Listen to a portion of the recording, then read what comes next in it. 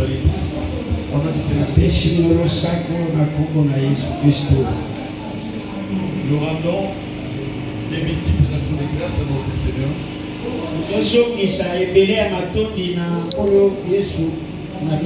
Qui a permis à ce que nous puissions nous retrouver et continuer avec notre enseignement. Alors nous avons dit les mardis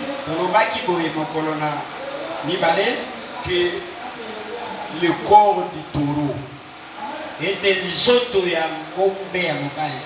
avait été brûlé hors du camp sur le bois.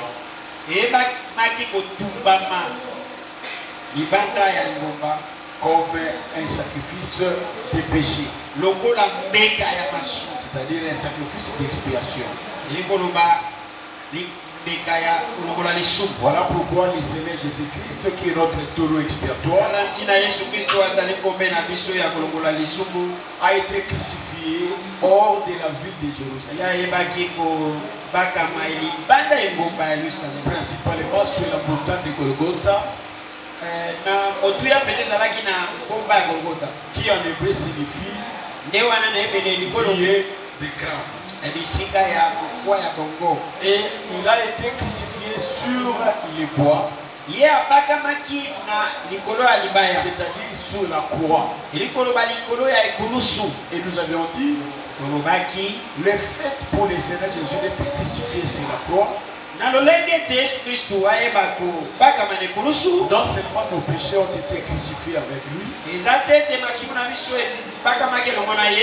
nous aussi. Notre ancienne vie, notre vie de péché a été aussi crucifiée avec lui. À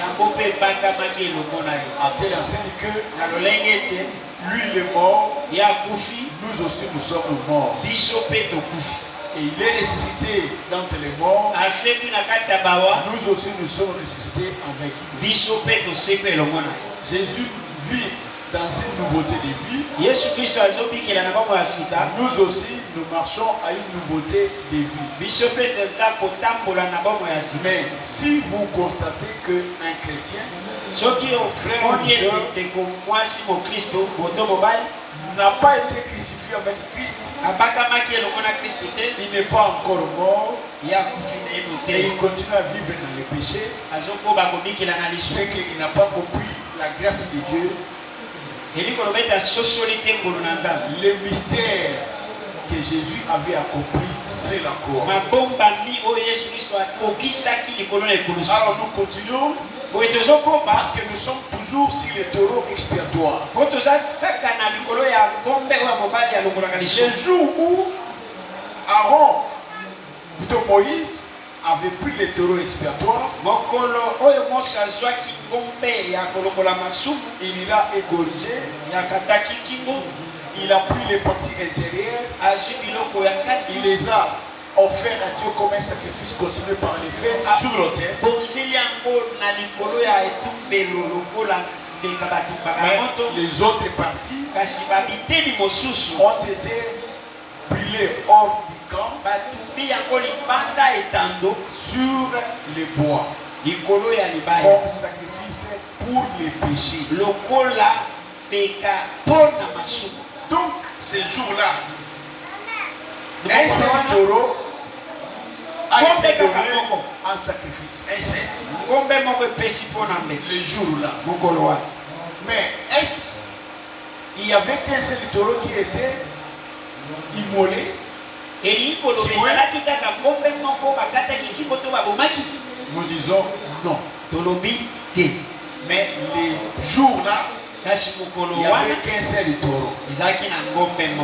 Mais il faut savoir que la consécration d'Aaron et de ses fils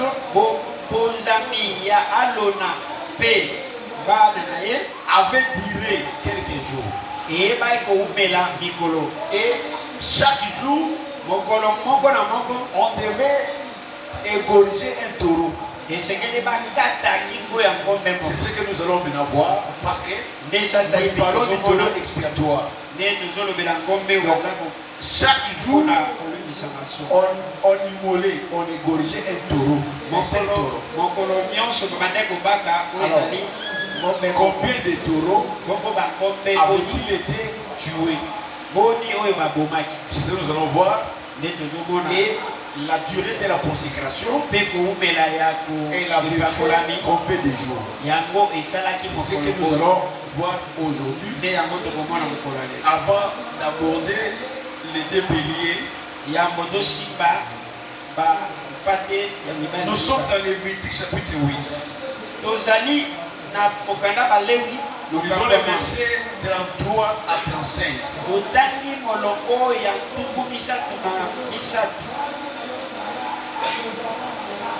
peut même aller au verset 36.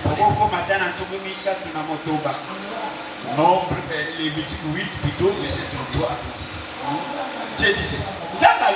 Pendant 7 jours,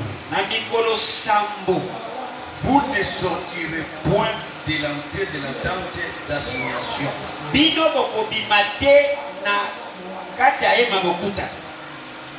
Jusqu'à ce que le jour de votre consécration soit accompli.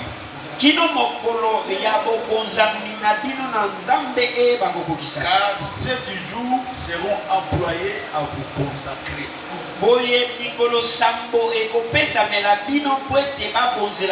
Ce qui s'est fait aujourd'hui, l'Éternel a ordonné de les faire comme expiation pour vous.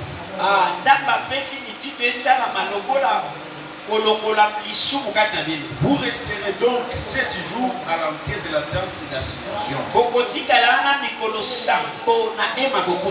Jour et nuit.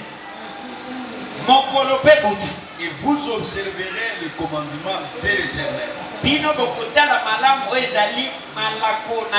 Afin que vous ne mouriez pas. Car c'est là qui m'a été ordonné. Aaron et ses fils firent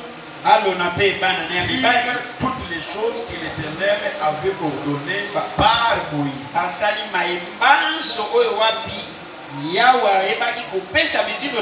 Voilà. En lisant cette portion de l'Écriture, il est bel et bien mentionné que pendant 7 jours,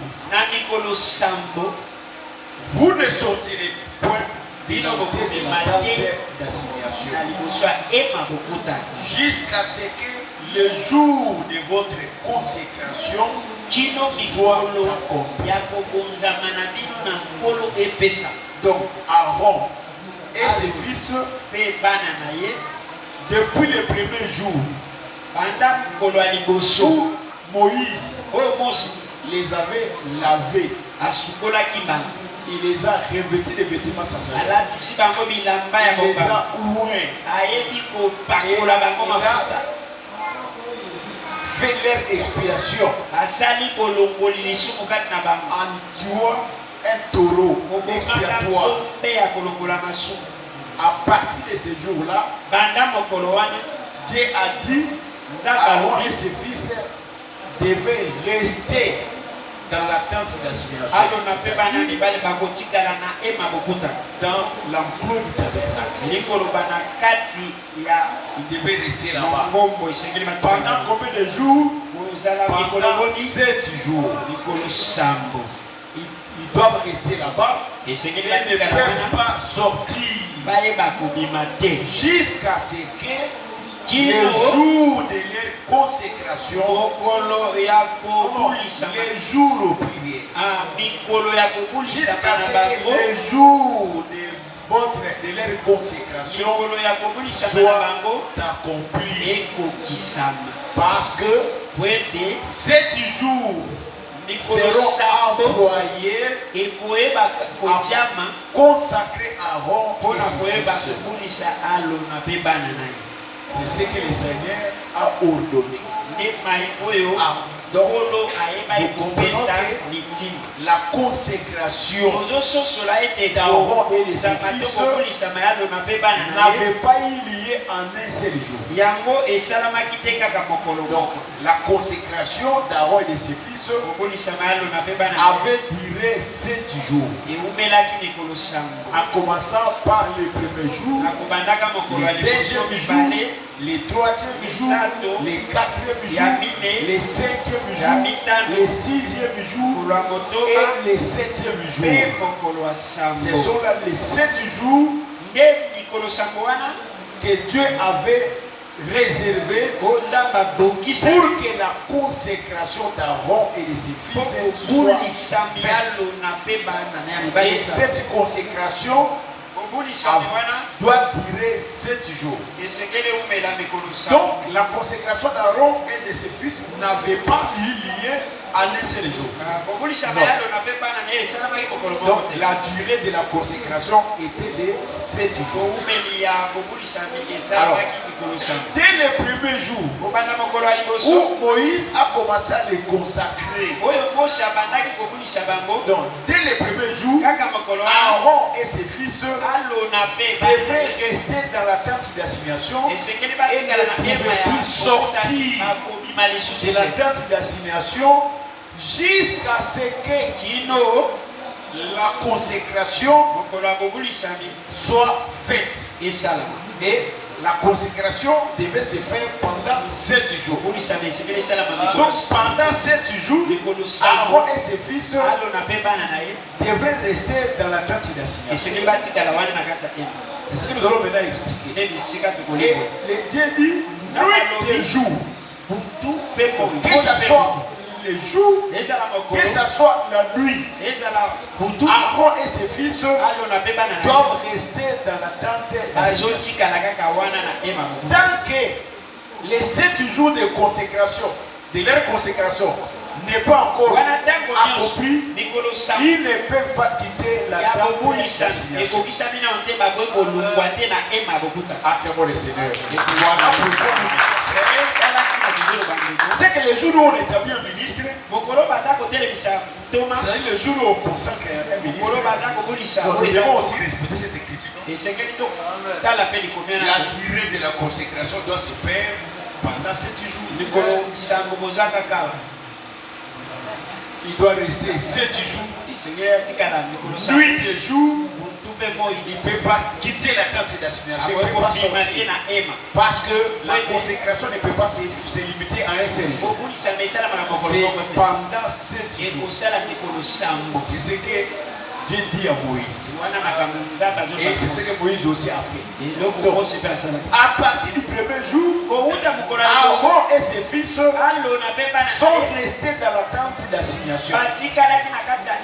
Alors, qu'est-ce qu'on entend par tente d'assignation? Nous avons dit que la tente d'assignation, c'est le tabernacle, autrement appelé la maison de Dieu. Or, la maison de Dieu, c'est Jésus-Christ, non? C'est-à-dire, la consécration ne se fait que dans la tente d'assignation. C'est-à-dire en Jésus-Christ. En dehors de Jésus-Christ, la consécration ne peut pas avoir lié. Acclamons le Seigneur. Voilà pourquoi tout celui qui est établi ministre en dehors de la tente d'assignation, c'est-à-dire en dehors de l'évangile, en dehors de Jésus-Christ, n'est pas un ministre. N'est-ce pas? On peut établir un ministre que dans la tente d'assignation, c'est-à-dire dans l'évangile, en Jésus-Christ. En dehors de l'évangile, personne ne peut sortir ministre. Parce que même la théologie ne peut pas faire de vous ministre de la parole. Et aucune autre doctrine en dehors de l'évangile ne peut faire de vous ministre. Le vrai ministre, on ne le devient que dans l'évangile. C'est-à-dire en Jésus-Christ. Mais en dehors de Jésus-Christ, Jésus-Christ, il n'y a pas de vrai ministre. Même si on l'appelle pasteur, même si on l'appelle docteur, même si on l'appelle évangéliste ou apôtre, mais il est devenu par quelle doctrine? Il est devenu à travers qui? Si ce n'est pas dans l'évangile, si ce n'est pas en Jésus-Christ, donc il est déconsidéré. Pourquoi parfois il y a des gens qui nous qualifient d'orgueillés? Pas moi. J'ai dit ils nous qualifient. C'est que nous qui sommes dans l'évangile, nous sommes des orgueillés. Oh, c'est comme si vous pensez que c'est seulement vous. Non, ce n'est pas nous qui disons ça. C'est ce que dit la parole. Alors quand nous nous appliquons la parole, les gens peuvent penser c'est ça la vérité. Acclamons le Seigneur. En dehors de cet évangile, il n'y a pas d'église. Donc tout celui qui est devenu ministre de la parole, en dehors de Jésus-Christ, en dehors de l'évangile, c'est un faux. C'est un faux serviteur, c'est un faux ministre. Donc on les devait que dans l'évangile et en Jésus-Christ. Alors quand maintenant le ministre est en Jésus-Christ, il est dans l'évangile, c'est ça la qualification. C'est ça la maison de Dieu. Donc la consécration, c'est dans la maison de Dieu. Qui est Jésus-Christ? Qui est l'évangile? Qui est la carte d'assignation? Dès qu'il entre en Jésus-Christ, il entre dans la maison de Dieu. Alors on commence à procéder à sa consécration. Dès le premier jour jusqu'au 7e jour. N'est-ce pas? Alors pourquoi on dit 7 jours?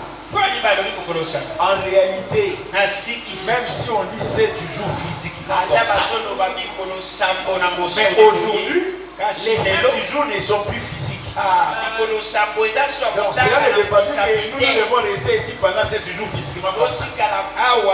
On est dans les premiers jours, deuxième, troisième, quatrième, cinquième, sixième, jours physiquement comme ça. Non. Aujourd'hui, dans l'évangile, les 7 jours de consécration ne représentent qu'une seule personne, qui est Jésus-Christ. N'est-ce pas? Parce que Jésus, Paul dit dans Thessaloniciens, nous sommes les fils du jour. N'est-ce pas? C'est que les jours, ce n'est plus les jours que nous voyons ici. Les jours, ça devient un nom qui est Jésus-Christ. Et c'est lui le jour. Comme il est le jour, il est le jour et jour nuit. Parce que dans un jour, vous avez le jour, vous avez aussi la nuit. Les jours avec 12 heures, la nuit aussi avec 12 heures.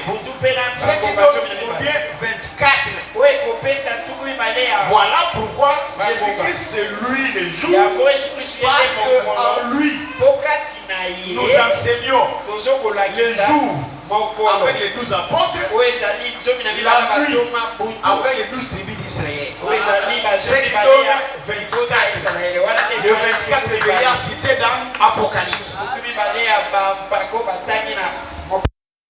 Seigneur. Voilà. Et pour nous sommes les enfants du jour. Nous sommes les enfants de Jésus. Parce que c'est lui le jour. Il a la nuit. Il a aussi le jour. Quand on parle du jour, on veut dire la lumière. Alors nous marchons en Jésus-Christ. Voilà pourquoi nous sommes. Alors, il est lui-même le premier jour. Il est lui-même le deuxième jour. Il est lui-même le troisième jour. Il est lui-même le quatrième jour. Il est lui-même le cinquième jour. Le sixième jour. Et il est lui-même le septième jour. C'est que tous les 7 jours dont on fait allusion ne concernent que Jésus-Christ lui-même.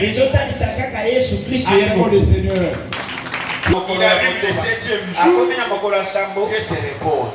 Parce que les chiffres 7 signifient l'accomplissement, achèvement la perfection. Or, l'accomplissement, c'est Jésus-Christ lui-même. Quand il était sur la croix, il a crié là-bas. Qu'est-ce qu'il a dit?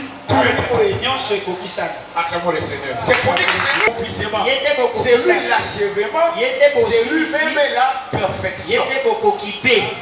Donc, les 7 jours, c'est Jésus-Christ lui-même. Parce qu'il doit accomplir, il doit achever, il doit finir son travail de consécration dans le fait que l'on doit établir. Voilà pourquoi Aaron et ses fils devaient rester là-bas pendant 7 jours. Et pendant les 7 jours de leur consécration, ils ne peuvent pas sortir. Ils doivent rester là-bas. Donc, dans la maison de Dieu, dans les tabernacles, pendant le 7 jours. Ils ne peuvent pas sortir. C'est-à-dire sortir, ça signifie quoi? Ils ne doivent pas quitter ou abandonner ce travail-là de consécration. Donc, tant que le travail de la consécration n'est pas encore achevé, et doivent rester dans l'attente d'assignation. Ils ne peuvent faire aucun mouvement, ils ne peuvent pas bouger, parce que le travail doit s'achever. Voilà. Pourquoi? Parce que pour le Seigneur, si il ne reste pas dans l'attente d'assignation pendant les 7 jours, et que les 7 jours réservés qu'on devait employer pour les consécrations n'étaient pas achevés, alors avant les 7 jours, et sort de l'attente d'assignation, donc ils mourront. Alors pour qu'ils ne meurent point, ils doivent rester jusqu'à ce que le travail soit achevé. Parce que quand le travail n'est pas encore achevé, ils ne peuvent pas sortir. Voilà pourquoi nous disons que la consécration, c'est un travail important. Parce que c'est dans ce travail de consécration que Dieu achève son travail qu'il avait commencé dans son serviteur. Et il devait le terminer par la consécration. Acclamons le Seigneur. Et que ces 7 jours ne représentent que Jésus-Christ lui-même. Parce que nous, physiquement comme ça, nous n'allons pas rester sur place pendant 7 jours. En train de consacrer le frère. Nos 7 jours, c'est Jésus-Christ lui-même. Donc le fait que nous sommes en Jésus-Christ, nous sommes dans les 7 jours. Et le travail va commencer. Et le travail sera achevé. Alors, comme la consécration s'est faite pendant 7 jours, comme nous venons de le voir, maintenant, que dit Exode 29? Nous sommes maintenant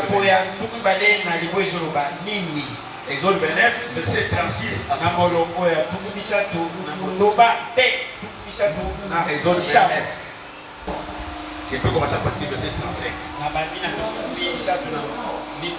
35 à 37. Il dit ceci. Tu suivras à l'égal d'Aaron et de ses fils tous les ordres que je t'ai donnés. Tu employeras 7 jours à les consacrer. C'est ce que nous venons de dire là-bas. Donc la consécration ne se terminait pas à un seul jour. La consécration s'est terminée dans 7 jours. Donc pendant 7 jours, on les consacrait. Et c'est tous les jours. Du premier jour jusqu'au 7e jour. Et nous venons déjà d'expliquer. Alors, comme il y a 7 jours de consécration, verset 6 dit, tu offriras chaque jour un taureau en sacrifice pour le péché, pour l'expiation. Tu purifieras l'autel par cette expiation et tu l'oindras pour le sanctifier. Pendant 7 jours, tu feras des expiations sur l'autel. Et tu les sanctifieras. Et l'autel sera très saint. Et tout ce qui touchera l'autel sera sanctifié. Donc, comme la consécration doit durer 7 jours, que nous avons déjà expliqué. Alors, pendant ces 7 jours, Dieu a dit que Moïse doit offrir chaque jour un taureau en sacrifice d'expiation. Ça signifie que les taureaux que vous voyez ici, les premiers jours, on les gorge encore et on procède encore à l'expiation. On arrive le 3e jour, on prend encore un 3e taureau, on les gorge, on fait aussi l'expiation. Le 4e jour, on prend encore un 4e taureau, on les tue, on procède aussi à l'expiation. On arrive le 5e jour, on prend encore un 5e taureau, on les gorge, on fait encore l'expiation. On arrive le 6e jour, on prend encore un 6e taureau, on les gorge et on procède aussi à l'expiation. Le 7e jour, on prend encore un 7e taureau, on la bat, on procède encore à l'expiation. Vous comprenez? C'est-à-dire, pour consacrer Aaron et ses fils, il a fallu 7 jours. Et pendant ces 7 jours, 7 taureaux ont été abattus pour achever la consécration d'Aaron et de ses fils. Vous voyez que ce n'est pas facile. Donc chaque jour, on tue un taureau. Chaque jour, on tient un taureau. Chaque jour, on tient un taureau. Et pendant 7 jours, pendant les 7 jours, 7 taureaux aussi ont été égorgés. Et chaque jour, l'expiation se faisait. N'est-ce pas? C'est-à-dire, si on tire les taureaux aujourd'hui, par exemple, les premiers jours, on a bâti les taureaux. Expiatoire, qui est un sacrifice pour le péché.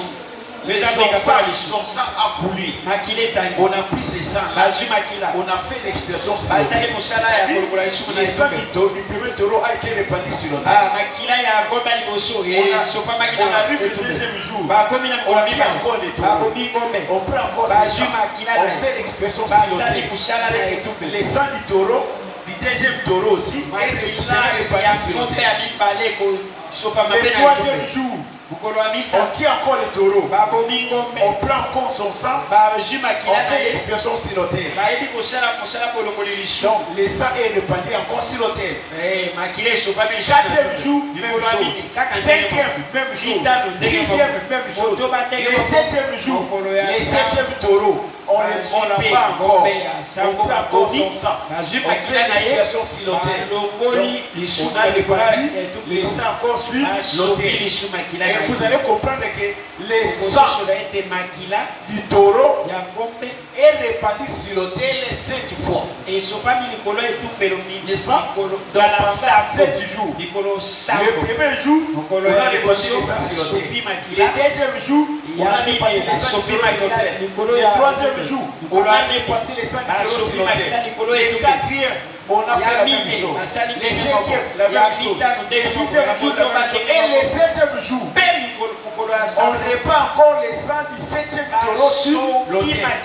C'est que les sangs sur l'autel pour la consécration d'Aaron et ses fils a été répandu 7 fois. Donc, chaque jour, une fois.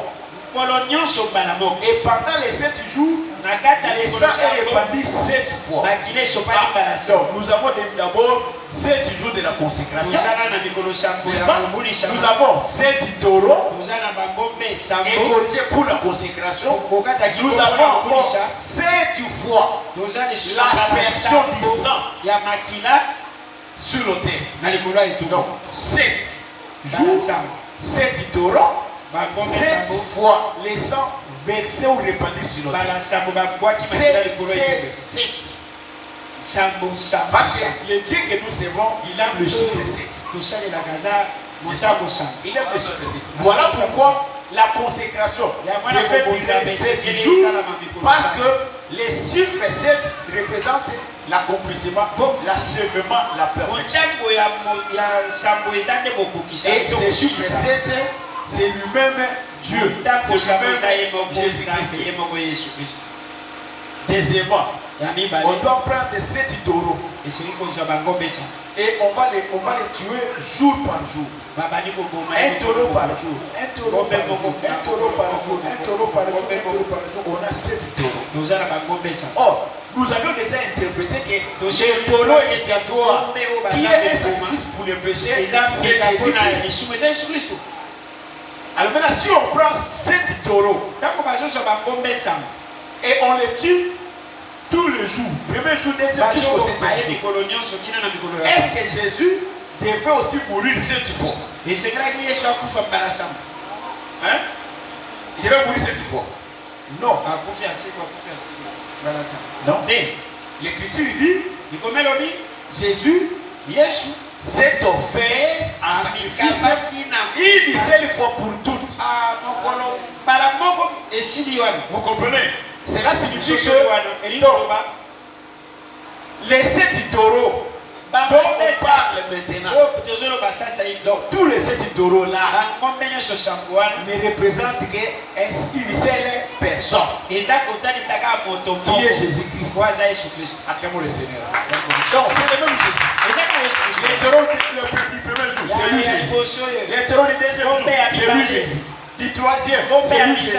Du quatrième, c'est toujours lui. Du septième jour, c'est toujours lui. Du sixième, c'est toujours lui Jésus. Du septième, c'est toujours lui Jésus. Donc tous les 7 taureaux là, continuez chaque jour, c'est lui-même Jésus-Christ. Mais Jésus-Christ, quand il est venu sur la terre, il n'est pas mort plusieurs fois.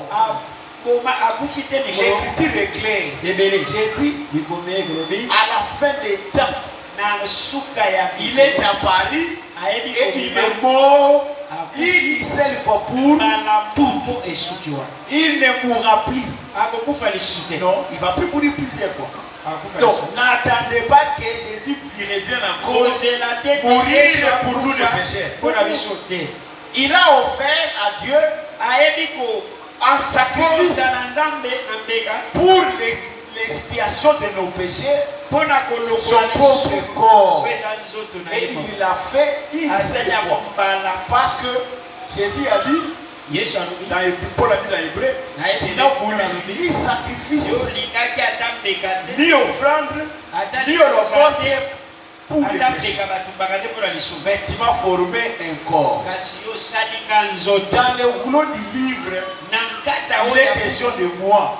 Pour faire, oh Dieu, ta volonté. Voilà pourquoi il a aboli les anciennes choses pour établir la nouvelle chose.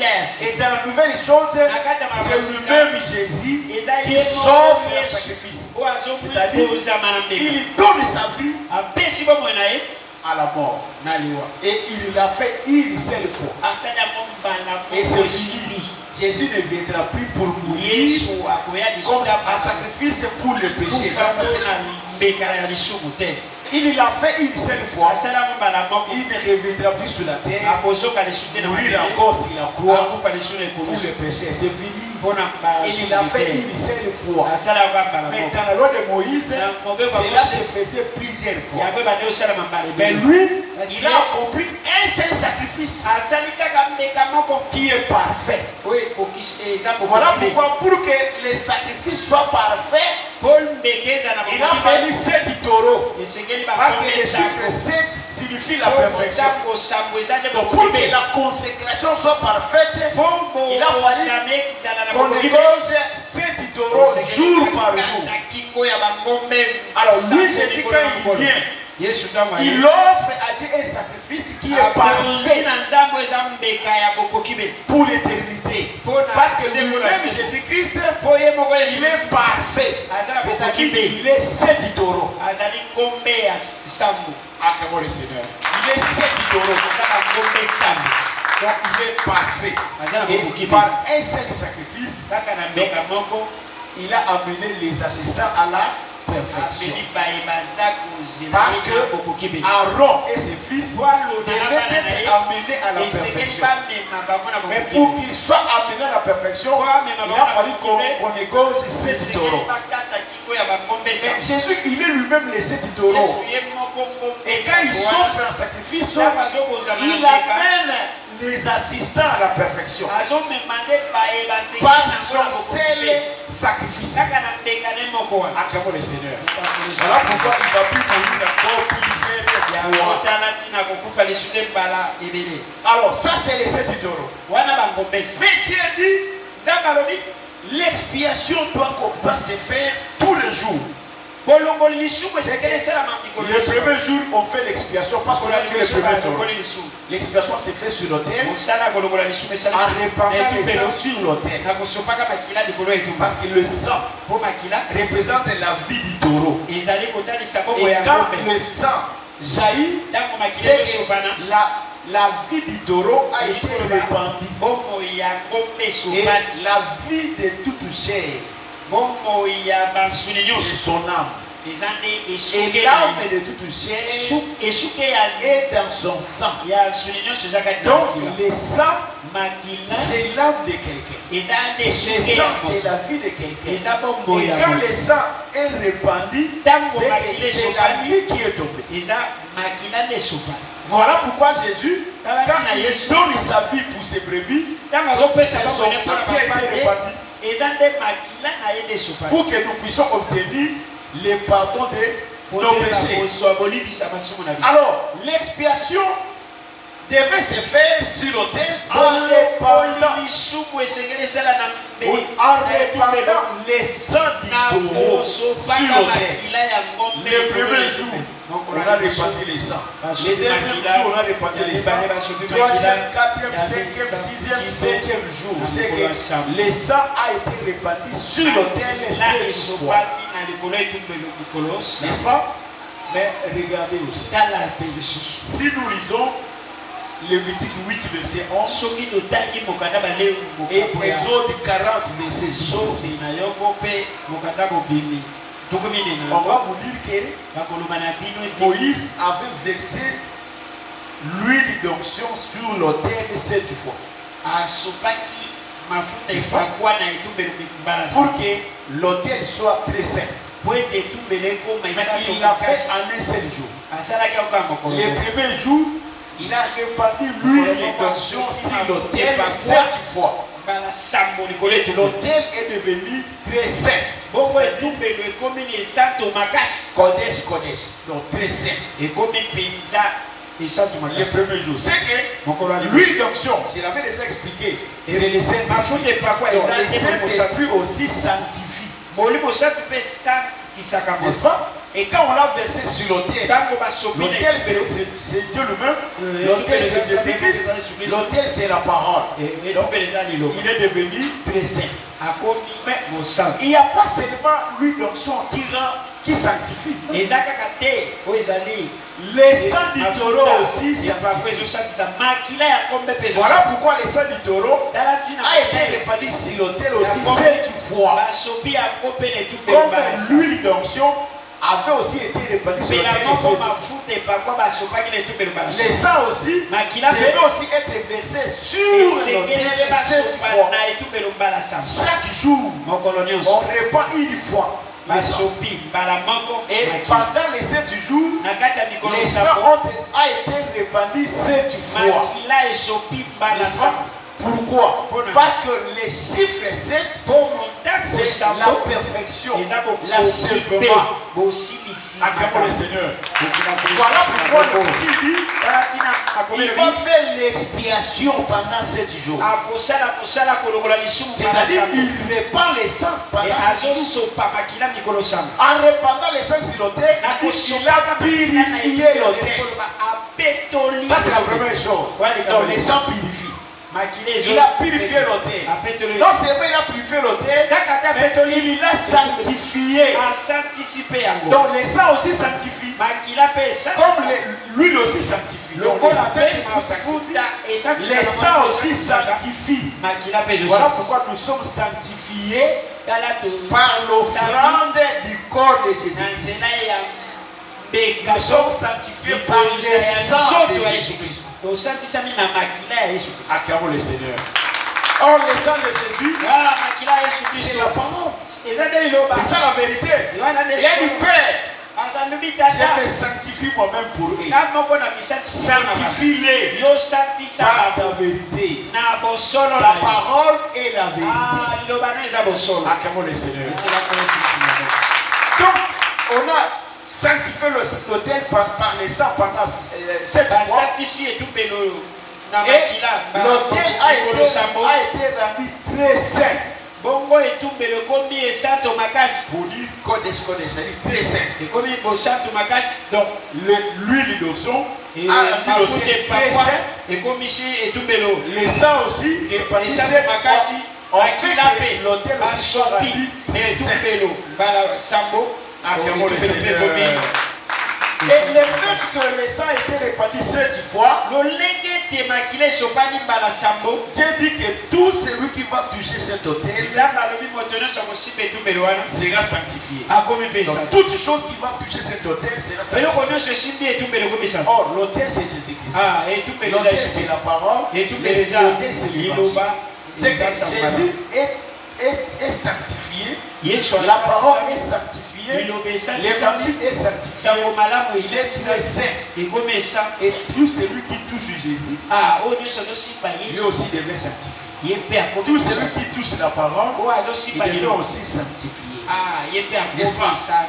Voilà pour vous dire que c'est lui, Jésus-Christ, l'autel, qui a été sanctifié et devenu très saint par lui, qui est le Saint-Esprit, et par le sang. N'est-ce pas? Une femme qui était malade, elle a souffert pendant 12 ans auprès des médecins. N'est-ce pas? Et c'était quoi? C'était la perte des sangs. Oh, cette femme-là, aujourd'hui c'est toi et moi. Nous étions une femme, nous avons souffert pendant 12 mois. Tous les temps que nous sommes venus dans ce monde, nous avons souffert. Et nous souffrons de quoi? De la perte des sangs. Or, la perte des sangs signifie quoi? Signifie la vie des péchés que nous menions quand nous étions dans les morts. Et cette femme-là, elle a souffert des mains des médecins. Cela signifie quoi? Elle a contacté des médecins, mais aucun des médecins de ce monde n'était capable d'arrêter cette perte de sang. Acclamons le Seigneur. C'est-à-dire la vie des péchés dans la vie des chrétiens. Aucun médecin dans ce monde ne peut l'arrêter. N'est-ce pas? Aucun Dieu dans ce monde ne peut arrêter la vie des péchés dans la vie des chrétiens. La vie des péchés se déchaîne. C'est ça la perte de sang. Ça va commencer seulement à couler. Même si vous allez auprès d'un médecin, même un prédicateur ne peut pas arrêter. C'est le coulement des sang dans ta vie. Cette vie de péché dans ta vie. Mais un jour, cette femme s'est approchée de l'autel. Parce que l'autel était déjà sanctifié par l'huile et par les sangs. Cette femme a vu l'autel marcher. Parce que la parole marche. Dieu marche. Jésus marchait. Il a vu l'autel en train de marcher. Elle s'est approchée par derrière. Elle a touché seulement le vêtement. Et son sang s'est arrêté. N'est-ce pas? La seule personne qui peut arrêter la vie de péché dans la vie de quelqu'un, c'est seulement Jésus-Christ. Acclamons le Seigneur. En dehors de Jésus, tout frère. Personne ne peut arrêter ta vie de péché. L'apôtre Paul dit, j'ai en moi la volonté de faire le bien. Je n'ai pas le pouvoir. Parce que le mal est attaché à moi. Même si je veux faire le bien que je veux, je ne le fais pas. Je fais toujours le mal que je ne veux pas. Et pourquoi? Parce que je suis esclave du péché. Il dit, grâce soit rendue à Dieu par Jésus-Christ qui m'a délivré de ce corps du péché. Acclamons le Seigneur. C'est la seule personne qui peut arrêter la vie de péché. C'est seulement Jésus-Christ. Voilà pourquoi si tu le touches, tu es sanctifié. Acclamons le Seigneur. Si tu touches, tu es sanctifié. Tu deviens saint. Nous terminons par exemple Hébreux chapitre 7. Verset 26 à 27. Alors c'est pas ici que nous allons terminer. Comme ça le dimanche, on va commencer le soutien 5. Les deux béliers. Hébreux 7, verset 26 à 27. Il nous convenait en effet d'avoir un souverain sacrificateur comme lui, saint, innocent, sans tâche, c'est pas un péché. Et puis je ne vais que laisser. Qui n'a pas besoin, comme les souverains sacrificateurs, d'offrir chaque jour des sacrifices, d'abord pour ses propres péchés, ensuite pour ceux du peuple, car ceci, il a fait une fois pour toutes, en s'offrant lui-même. C'est ce que je vous avais dit. Donc Jésus, il est différent de Moïse. Et différent aussi des autres sacrificateurs. Moïse avait l'obligation d'offrir chaque jour un taureau.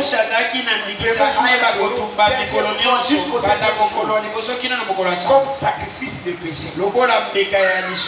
Mais Jésus, lui, il n'a pas agi comme Moïse. Il a offert un seul sacrifice pour le péché, en s'offrant lui-même. C'est-à-dire pour lui, les sacrifices pour le péché, ce n'est pas ce qu'il doit commencer à offrir chaque jour. Et tous ces sacrifices-là, Jésus ne peuvent pas ôter les péchés. Mais lui, il s'est offert lui-même en sacrifice et il a fait une seule fois pour acclamons le Seigneur. En effet, la loi établit sur le sacrificateur des hommes sujets à des faiblesses. Mais la parole du serment qui a été fait après la loi établit les fils qui est parfait pour l'éternité. Acclamons le Seigneur. Voilà pourquoi notre taureau qui s'est offert, c'est Jésus-Christ. Lui, il est saint. Il est innocent, il est sans péché. Donc il est parfait. C'est pourquoi lui, Jésus, réunit les 7 taureaux en lui-même. Parce qu'il est parfait. Voilà pourquoi quand il s'offre un sacrifice, c'est le seul sacrifice que Dieu a créé. Acclamons le Seigneur. Lèvons-nous pour la prière. Comme ça, le dimanche, on va commencer le soutien. 5, les deux béliers. Ok, vous savez, les Nzambe, prendre le bataillon au bon délai.